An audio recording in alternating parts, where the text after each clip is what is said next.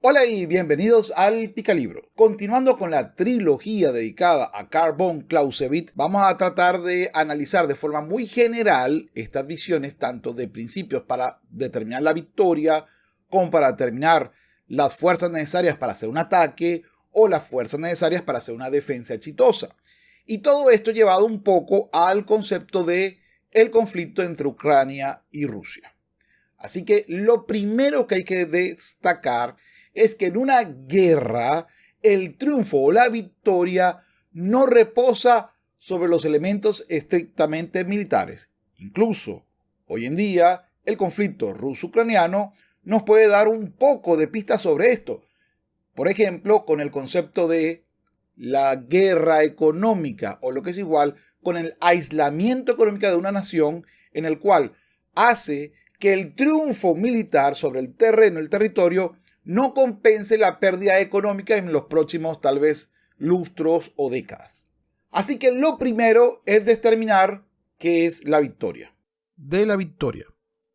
Como regla general, la victoria surge de una supremacía en la suma de todas las fuerzas materiales y morales, y sin duda, en ella esta supremacía aumenta, de lo contrario no se buscaría y se pagaría por ella tan alto precio. La misma victoria lo hace así sin pensar y también lo hace en sus consecuencias, pero estas no hasta el fin último, sino por lo general hasta cierto punto. El primer aspecto a destacar en cualquier condición de estrategia o táctica a nivel de guerra es determinar los límites de la victoria. Primero, entender que no es solamente un aspecto militar, numérico, lo que te va a decir una guerra, sino que incluye un aspecto moral. Los aspectos morales normalmente, durante la extensión del libro completo, Clausewitz se lo coloca a 4 factores o 4 elementos. A la política, es decir, a los jefes que tomaron la decisión y que van a mantener la decisión. La paz no es un fenómeno derivado de la guerra. La paz es un fenómeno derivado de los acuerdos políticos. Ojo con este aspecto. ¿Qué quiere decir esto? Quiere decir que hasta va a llegar la guerra hasta donde el líder que tiene la iniciativa o que tiene la mayoría a su favor en este momento militar, decida. Esos son los límites de la victoria o de la derrota. También entonces, obviamente es un aspecto moral, un aspecto no militar. El segundo es la población. El espíritu de la población es extremadamente importante y no solo porque luego participen en la defensa o en el ataque, sino porque la condición de apoyar o rechazar implica incluso una estabilidad o una inestabilidad dentro de los propios políticos que han declarado o sostienen la guerra. Otro aspecto, por supuesto, es los aspectos morales de la tropa, es decir, del ejército propiamente dicho.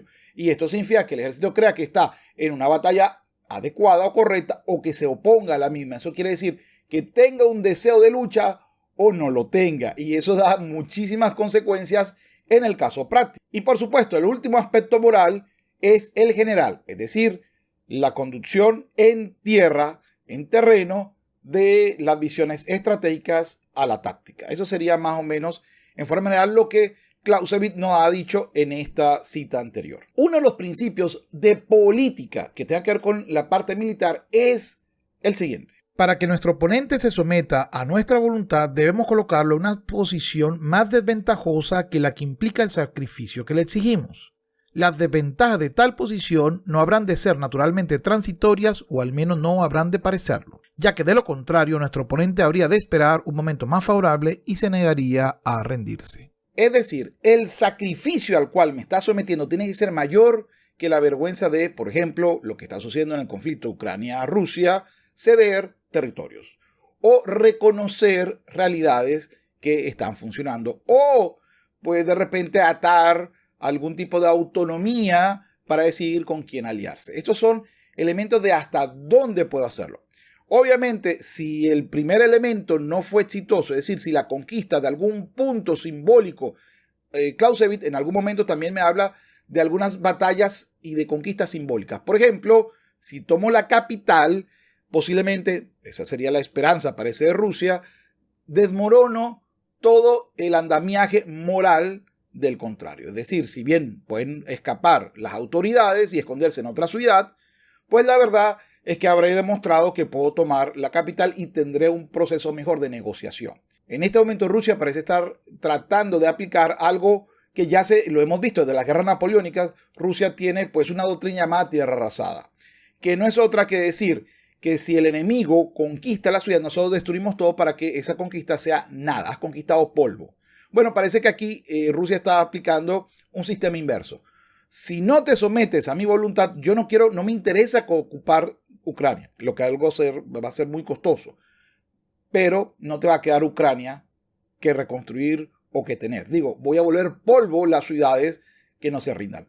Eso pareciera que fuera, por lo menos en esta primera etapa o esta segunda etapa de los conflictos, el objetivo. ¿Será exitoso? ¿No lo será? No podemos saberlo, pero pareciera que la doctrina rusa va a ser, si no te rindes, tus ciudades no tendrán nada, serán destruidas totalmente. Así que, por lo menos, la destrucción de la ciudad debe ser permanente. La ocupación no, la ocupación requiere un costo. Y eso lo vamos a ver un poquito más adelante cuando hagamos tácticas. Pero, ¿qué debe visualizar un general o un jefe político antes de tomar la decisión de entrar en guerra?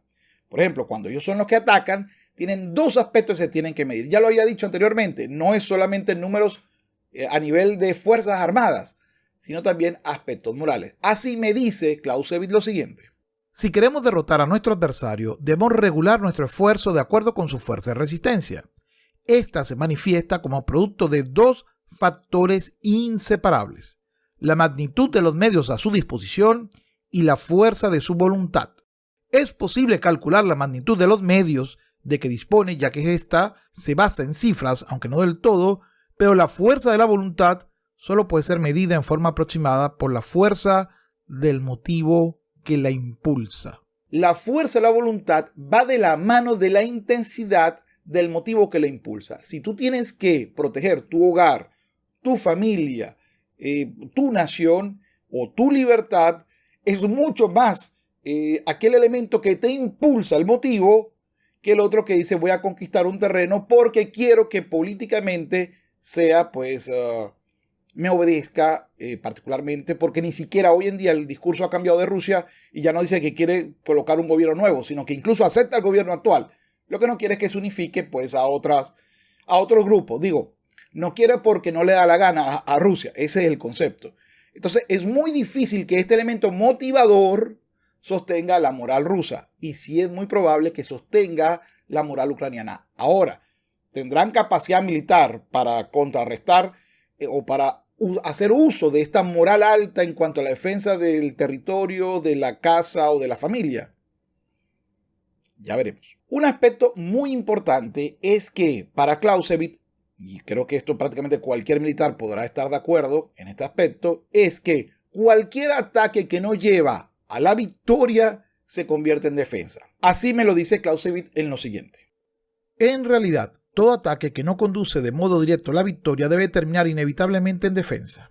Ahora bien, si todos los elementos defensivos utilizados en atacar son debilitados por su naturaleza, o sea, por pertenecer al ataque, entonces esto deberá también ser considerado como una desventaja general de la ofensiva.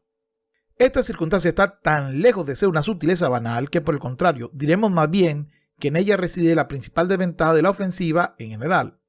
Por lo tanto, en todo plan, para que un ataque estratégico deba prestarse desde el principio la mayor atención a este punto, o sea, a la defensa que le seguirá. ¿Qué significa esto? Bueno, significa simplemente que cada tramo conquistado es un tramo que tienes que defender porque estás en territorio hostil, en territorio enemigo. Así que el enemigo podrá intentar o hacer sabotajes o hacer acciones concretas a grupos aislados dentro de, por ejemplo, la cadena de aprovisionamiento de suministros, a la retaguardia o de repente algún cantón, algún batallón que haya dejado en un objetivo para ser protegido, y obviamente la defensa podrá atacarlo. Por eso es que la defensa se caracteriza más por victorias pequeñas, pero muy continuadas en muchos sectores. Es decir, no es solamente en un sector, porque ahí enfocarías que el ejército opositor, el ejército atacante, se concentra allí y te arrase. Ese no es el concepto. Entonces, hay que entender que esta condición de tener que defender cada metro o cada kilómetro cuadrado que vas ganando implica que tu ejército va dejando, cada vez se va disminuyendo porque tienes que dejar más batallones o personas custodiando o grupos de sujetos, ya veremos si un batallón o no, que vaya cuidando algunos puntos específicos o las líneas de aprovisionamiento del ejército invasor. Así que ya he dado un poquito de adelanto a lo que son los elementos principales del ataque y la defensa. Así vamos a continuar con estos puntos que me parecen muy relevantes. Ataque y defensa. Hemos dicho antes, de forma general, que la defensa resulta más fácil que el ataque. Pero ya que la defensa tiene un objetivo negativo, que es el de preservar, y el ataque uno positivo, que es el de conquistar, y ya que los últimos aumentan nuestros propios recursos bélicos, cosa que no hace el primero, a fin de expresarnos con claridad debemos decir que, en abstracto, la forma defensiva de guerra es más poderosa que la ofensiva. Si la defensiva contiene la forma más poderosa de conducir la guerra, pero tiene un objetivo negativo, es evidente por sí mismo que solo debemos hacer uso de ella cuando estemos obligados por nuestra debilidad y que debemos abandonarla tan pronto como nos sintamos suficientemente fuertes como para proponernos el objetivo positivo. En otras palabras, una guerra en que las victorias son usadas meramente para detener los golpes y donde no se intenta devolver estos sería tan absurda como una batalla en la que prevalecía la defensa más absoluta pasividad en todas las medidas que se tomasen. El ataque tiene un objetivo positivo, la conquista, mientras que la defensa tiene un objetivo específico negativo, mantener o proteger. Así que, en principio, el costo del atacante es infinitamente superior. Pero no se malinterprete. La defensa reiterada llega a cero. No se puede sostener una guerra solo defendiendo. Así que una buena defensa implica un ataque. Y cuando quiero decir un ataque, implica que tienes que devolver cada vez más golpes. Porque en caso contrario, estamos hablando de una guerra de gaste que perderá la defensa normalmente. Y digo normalmente, pues recuérdense que la guerra no es solo un aspecto militar. También es un aspecto, o mejor dicho, es un aspecto político en donde hay un reflejo militar. Es decir, si políticamente hablando la economía va a quebrar, sus aliados le están cerrando las puertas, no consigue apoyo en hombres o en armas de otro aliado y lo requiere, posiblemente a pesar de estar ganando, decida por lo menos parcialmente llegar a un acuerdo en donde el triunfo no sea tal. Así, Clausewitz tiene un concepto de flujo y reflujo cuando se ataca o se defiende. A ver, cada posición ganada por el atacante es una posición perdida por la defensa. Cada hombre perdida por la defensa es un aumento para el atacante. Y cada hombre o cada hecho material perdido por el atacante es una ventaja para la defensa. Entonces, van de la mano. Si uno va perdiendo, el otro va ganando. Esa pérdida, por supuesto, es una suma y resta. Este sí tiene que ver con datos específicos. Y por eso es común que aparezcan reiteradamente, han perdido los rusos tantos carros armados y los ucranianos tantos. No sabremos, porque estamos en guerra entre ellos, no sabemos cuál información es cierta, pero pues es bueno tenerlas como referencia y bajarlo a la mitad. Normalmente hay que bajarlo a la mitad o incluso entre 3. Durante el desarrollo de la acción en la guerra, la fuerza militar se encuentra constantemente con elementos que la acrecientan y con otros que la disminuyen. En consecuencia, se trata de la supremacía de los unos o de los otros. Como toda disminución de fuerza en un bando ha de considerarse como un aumento en el bando enemigo, se deduce, por supuesto, que esta doble corriente, este flujo y reflujo, tiene lugar igualmente tanto si las tropas avanzan como si retroceden. Para Clausewitz hay varias causas que permiten el aumento de la fuerza del atacante. He seleccionado algunas, al igual que las causas que permiten un aumento o una disminución de las tropas en el caso de la defensa. Así empecemos con el número 1 de los atacantes. Y me dice lo siguiente.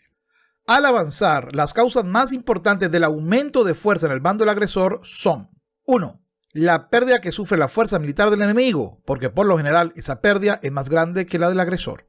Las pérdidas de las fuerzas enemigas pueden alcanzar el nivel máximo en el primer momento de la derrota y luego disminuir diariamente en cantidad hasta que lleguen a un punto en el que se equilibren con las nuestras. Pero también pueden aumentar cada día en progresión geométrica. Esto viene determinado por la diferencia de las situaciones y las condiciones. En general, podemos decir que en el primer caso se producirá con un buen ejército y en el segundo con uno malo.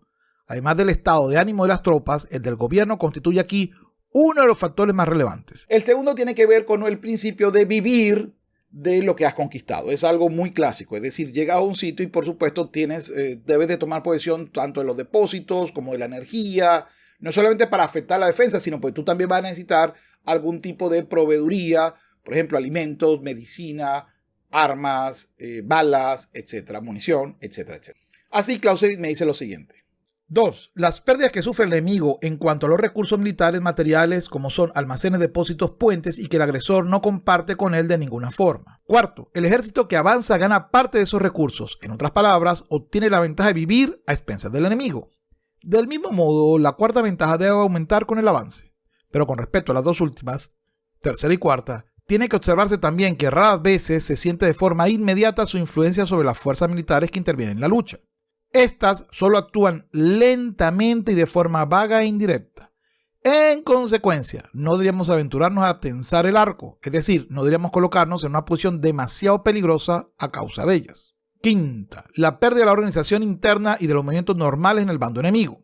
La quinta ventaja es de nuevo considerada cuando se ha realizado un avance considerable y cuando, por la forma del territorio enemigo, algunas zonas pueden separarse de la parte principal, ya que estas, al igual que los miembros unidos a un cuerpo, si se desmiembran tienden a dejar de existir. Hilando un poco más fino, el aumento de la fuerza del atacante va de la mano de si los aliados terminan abandonando al país que ha sido atacado. Sexta, los aliados del enemigo pueden abandonar a este y otros unirse incluso al agresor. También puede deberse a que la conquista de ciertos triunfos simbólicos termine implicando pues grandes renuncias, afectando la moral del ejército vencido. Séptimo, por último, el desaliento que invade al enemigo hace en cierta medida que deje caer las armas de sus manos. Ahora, la disminución de la fuerza del atacante es lo en la cual puede Ucrania darle una pues derrota al ejército ruso.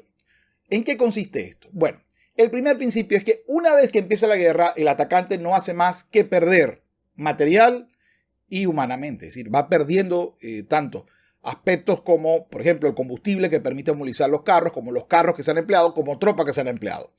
Por supuesto, esto forma parte de lo que se entiende normal en cualquier guerra. Es decir, va a haber pérdidas humanas y materiales. Pero en territorio hostil, el aumento de estas pérdidas puede afectar el concepto de victoria que se había imaginado al inicio de este video. Como es un aspecto político, hay que colocar unos límites. ¿Hasta dónde estás dispuesto? ¿Estás dispuesto a arriesgar el 50% de tus fuerzas militares? Digo, porque aparte de este enfrentamiento, tienes otros vecinos de los cuales es necesario cuidarte. Y no solo eso, sino que a pesar de que tengas este triunfo, tal vez que tus fuerzas vuelvan a estar un 75, un 80% operativa, te cueste mucho tiempo y dinero. Así hay que entender este principio del por qué las guerras relámpagos son muy eficientes en materia de triunfos militares. Y por qué una ocupación es exactamente lo contrario, es extremadamente ineficiente por costoso, inoperante y tal vez porque es contrario al concepto de la victoria militar que se había previsto inicialmente. Así que vamos a continuación a citar lo que me dice Clausewitz. Las causas de la disminución de fuerza en el ejército atacante son: segundo, desde el momento en que el agresor penetra en territorio enemigo, cambia la naturaleza del teatro de la guerra. Este se hace hostil, se tiene que ocupar porque solo nos pertenece mientras lo ocupemos, lo cual crea dificultades a toda la maquinaria en todas partes y tendrá necesariamente a debilitar sus efectos. Solo debemos considerar como nuestro teatro de la guerra la parte de aquel territorio enemigo que podamos ocupar. Es decir, allí donde hayamos dejado pequeños destacamentos a cielo descubierto o guarniciones diseminadas en las ciudades más importantes o puestos militares a lo largo de los caminos, etc. Por más pequeños que sean las guarniciones que dejemos atrás, debilitan sin embargo de manera considerable a las fuerzas militares como un todo, pero este es el menor de los males. Todo ejército presenta unos flancos estratégicos, o sea, el territorio que limita a ambos lados de sus líneas de comunicación. Sin embargo, como el ejército del enemigo posee igualmente estos flancos, la habilidad de estas partes no se pone en relieve de manera ostensible, pero ello solo puede ocurrir en tanto nos encontremos en nuestro propio territorio. Tan pronto como nos adentremos en el del enemigo, se percibe en gran manera la debilidad, porque de la operación más insignificante cabe esperar algún resultado cuando va dirigida contra una línea muy larga protegida solo débilmente, o que no lo están en forma alguna, y estos ataques pueden realizarse de cualquier dirección en el territorio enemigo. Cuanto más se avanza, tanto más dilatados se hacen estos flancos, y el peligro que surge de ellos crece en progresión geométrica, porque no solo son difíciles de proteger, sino que tienden a activar el espíritu combativo del enemigo, haciendo que éste se aproveche las largas e inseguras líneas de comunicación, cuya pérdida puede ocasionar, en casos de una retirada, consecuencias extremadamente graves. Todo esto contribuye a imponer una nueva carga sobre el ejército atacante en cada etapa de su avance, de manera que si no ha iniciado su ataque con una gran superioridad, se verá cada vez más impedido para realizar sus planes. Su fuerza de ataque se debilitará gradualmente y, por último, podrá caer en un estado de incertidumbre y de angustia con respecto a su situación. Otro aspecto relevante es la separación entre el centro de proveeduría o de abastecimiento de las tropas, es decir, la fuente, por en este caso Rusia, con la ciudad ocupada o con el área ocupada dentro de Ucrania. Con que tú coloques efectivamente algún tipo de ataque partisano o lo que es igual un ataque de defensa en la cual no hay una posición fija y que no sabe dónde te van a atacar y que vas a esperar el momento en el que estas vías de aprovisionamiento estén más débiles para atacar, va a hacer que cueste, sobre todo porque si logras cortar estas líneas de abastecimiento, puedes rodear al enemigo y hacer que incluso se rinda si ha quedado sin munición o sin comida antes de la llegada de más fuerzas de ayuda. Esto es importante y esto es la historia de la guerra, reiteradamente lo he dicho. A pesar de que estaban en mayoría e incluso con avances tecnológicos, si cortas las líneas de aprovisionamiento, es decir, si acabas con la logística, la avanzada puede terminar rindiéndose a pesar de estar en principio en ventaja. Tercero, nos alejamos mucho de nuestras fuentes de recursos mientras que el enemigo se acerca a las suyas. Esto causa un retraso en la reposición de las fuerzas gastadas. La tercera causa, o sea, la distancia hasta la fuente de la cual la fuerza militar en constante disminución tiene que ser también constantemente reforzada, aumenta con el avance. A este respecto, el ejército atacante es como una lámpara.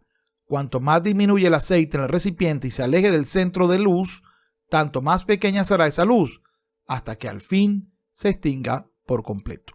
La riqueza de las zonas conquistadas puede hacer disminuir en gran medida este perjuicio, pero no lo hará desaparecer por completo, porque siempre existe un cierto número de cosas que tienen que obtenerse del propio país, en especial los hombres. Los suministros que proporciona el territorio del enemigo no llegan en la mayoría de los casos ni con tanta rapidez ni con tanta seguridad como los aportados por el nuestro, siendo así que los medios para hacer frente a cualquier necesidad inesperada no pueden ser obtenidos con tanta diligencia, y porque las confusiones y los errores de toda índole no pueden ser descubiertos y remediados tan pronto. Uno de los aspectos más importantes, y creo que este aspecto de Ucrania tiene que resaltarse para el futuro a nivel de la historia de la guerra, tanto política como militarmente hablando, tiene que ver con el espíritu de la población. Cuando tú invades, normalmente unificas a los enemigos políticos por naturaleza. Y mucha gente entonces dice, estoy apoyando al presidente de Ucrania. No, estoy apoyando el concepto de una nación que quiere ser libre y que no quiere ser pues dominada militarmente por una nación más grande. Entonces, obviamente, cambia el concepto. Ya no apoyo a un político, apoyo a mi país, apoyo mi familia, apoyo mi casa. Eso es lo que estoy diciendo. No quiero que venga un extranjero y diga que esta casa es de él ahora. Eso es lo que efectivamente hace que haya de repente una cohesión. Y esta cohesión, en el caso de defensas, son muy importantes. Clausewitz le dedica varios párrafos, bastantes hojas, a cómo utilizar lo que llama estas levas o los partisanos. Es decir, por ejemplo, hay que tener claro que los partisanos jamás pueden enfrentarse a un ejército profesional, sino que su propósito es precisamente dinamitar, acabar, tomar estos sistemas de aprovisionamiento o batallones que estén aislados porque están cuidando, vigilando algunas zonas. Es decir, esos ataques de pega y huye, y no convertirse estos en la fuerza principal del defensor, porque si eso es así, está perdida la guerra, según Clausewitz, por lo menos militarmente hablando. Cuarto, el peligro que amenaza a la nación enemiga provoca en ella el reclutamiento de otras fuerzas para su protección. Todo depende aquí de las alianzas políticas existentes, de los intereses, las costumbres y las tendencias de los príncipes, los ministros, los favoritos y otros.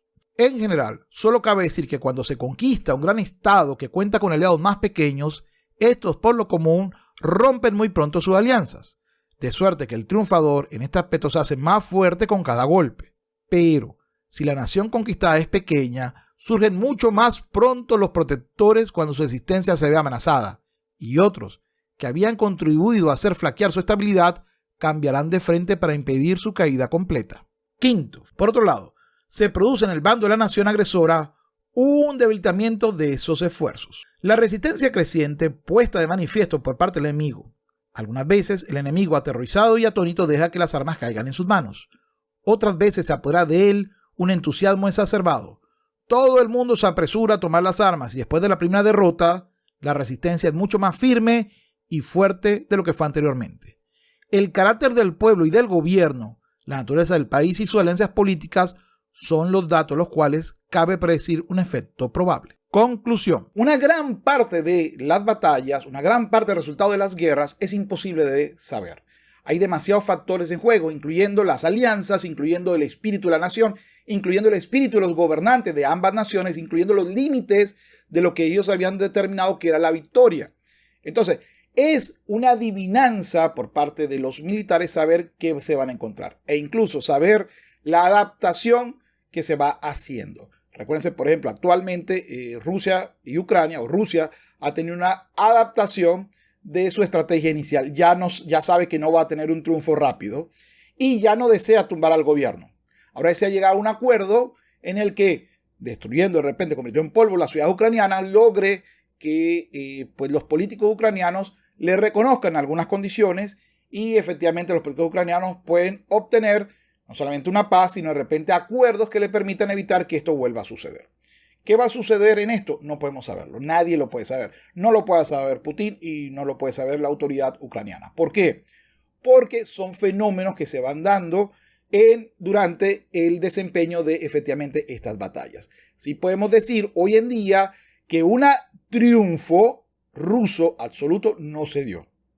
Tampoco se va a dar un triunfo absoluto ucraniano, porque no tiene la fuerza para pues tomar algunas posiciones como Crimea, que fue en el 2014 que la perdieron. Es imposible para la fuerza ucraniana hoy efectivamente tomarlos. Pero sí pueden hacer que sea casi imposible sostener algunas de estas ciudades.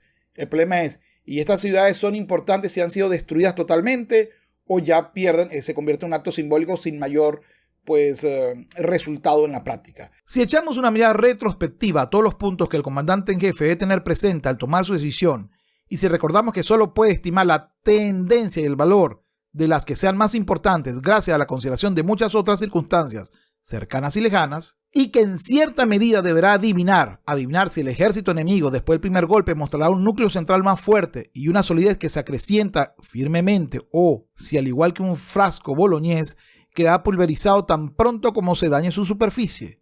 Adivinar el grado de debilidad y de paralización que producirá en la situación del enemigo el agotamiento de ciertas fuentes, la interrupción de ciertas comunicaciones. Adivinar si el enemigo se desplomará impotente debido al dolor intenso que se le produzca el golpe asestado, o si, al igual que un toro herido, se excitará hasta entrar en un estado de furia. Y por último, adivinar si las otras potencias serán presas del terror o se encolerizarán y que alianzas políticas sean disueltas o se formarán. Entonces diremos que tiene que apuntar continuo y acertar con su juicio en todo esto y mucho más. Estas son cosas que no podremos nosotros decir, por lo menos desde este momento. Lo que sí podemos decir es que la resistencia ucraniana ha dado hasta ahora, por lo menos, el mito fundacional de Ucrania. Difícilmente creo que Ucrania como nación vaya otra vez a quedar bajo la mano rusa, simplemente porque ya hay un hilo de no nos rendiremos, que es lo que ha dicho reiteradamente los líderes hasta ahora de la nación ucraniana. Y creo que esto ha creado que incluso los vecinos y otras autoridades internacionales terminan apoyándolos de una u otra manera, es decir, desde el punto de vista de sanciones económicas o desde el punto de vista de aprovisionamiento de misiles o municiones o armas un poco más avanzadas. ¿Hasta dónde llegará ese apoyo? Depende de los intereses de las naciones. No creo que a las naciones le interese una Rusia con capacidad de invadir a sus vecinos, sobre todo porque sus vecinos forman parte de la Comunidad Europea. Así que veremos cómo se va desarrollando esta historia. Ningún Estado debería creer que su destino, o sea, toda su existencia, pueda depender de una batalla, por más decisiva que ésta sea. Si es derrotado, la llegada de nuevos refuerzos y el debilitamiento natural que sufre toda ofensiva pueden, a la larga, producir un vuelco de la suerte. O se puede recibir ayuda del exterior. Siempre hay un tiempo para morir, y del mismo modo que el impulso natural del hombre que se está ahogando es el de asirse a la más pequeña rama, ocurre de manera similar en el orden natural del mundo moral, y el pueblo apelará a los últimos medios de salvación cuando se vea situado al borde del abismo. Por más pequeño y débil que sea un estado en comparación con su enemigo, si renuncia a realizar su último esfuerzo supremo, deberemos convenir en que ya no queda alma alguna en su interior. Esto no excluye la posibilidad de que se salve la destrucción completa mediante la conclusión de una paz colmada de sacrificio. Todavía son más necesarias estas medidas si se espera una ayuda de aquellos que están interesados en mantener nuestra existencia política. Por lo tanto, cualquier gobierno que después de la pérdida de una gran batalla se apresure a permitir que su pueblo goce los beneficios de la paz y abrumado por un sentimiento de esperanza defraudada, no sienta dentro de sí el valor y el deseo de estimular y aguijonear todas y cada una de sus fuerzas, se hace culpable por debilidad de una grave inconsecuencia y demuestra que no merece la victoria y tal vez precisamente por esa razón fue completamente incapaz de obtenerla. Aclaro, creo que Ucrania ya hizo que Rusia perdiera la primera, o por lo menos el primer objetivo que tenía, el cambio de gobierno, y también el concepto de no vas a poder dominar a Ucrania como un todo. Posiblemente Ucrania tenga que ceder territorios e incluso algunas posiciones políticas de independencia. ¿Va esto a ser posible? No lo podemos saber todavía. Mientras que Ucrania tenga apoyo de las naciones aliadas, no lo veo esto factible. Digo, creo que cada día que pasa se le hace más complicado a Rusia sostener una operatividad funcional de sus fuerzas en territorio hostil ucraniano.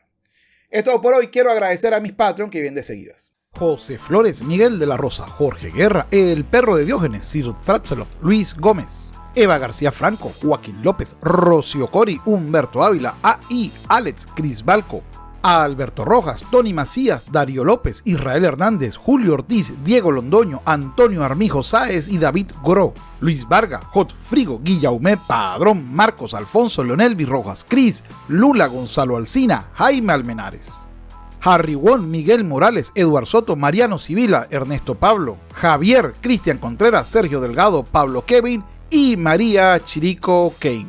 Muchísimas gracias por el apoyo al canal. Recuerda, falta todavía un video para cerrar esta trilogía dedicada a Carl von Clausewitz, que nos va a permitir, esta ya vimos un poco de estrategia y táctica, y la última nos va a permitir entender el fenómeno de la guerra como una consecuencia o una herramienta más política. Y eso nos va a ayudar mucho a entender por qué a veces ganando se pierde en una nación o perdiendo se gana más en una nación. Y creo que hoy en día Ucrania pasará a la historia dependiendo de los resultados finales de estas batallas, que creo que están muy pronto políticamente a terminar. Pero bueno, ya veremos un poco más adelante sobre esto. Recuerda, te has llegado hasta acá, muchísimas gracias. Te invito a mis redes sociales, en Twitter, El Picalibro, en Instagram, El Picalibro, en la red morada, El Picalibro. Te invito a 2 canales secundarios, a Capitán Cultura, por un lado, y al Picalibro Live, donde dejo resúmenes de los en vivos que doy en otra red social. Bueno, es todo por hoy. Te agradezco si has llegado hasta acá. Y además te digo o te hago cómplice de 3 frases que me gustan decir en este canal. Menos Estado y menos impuestos son necesarios. No dejes que otro compiense por ti. Sapere aude. Y hasta luego.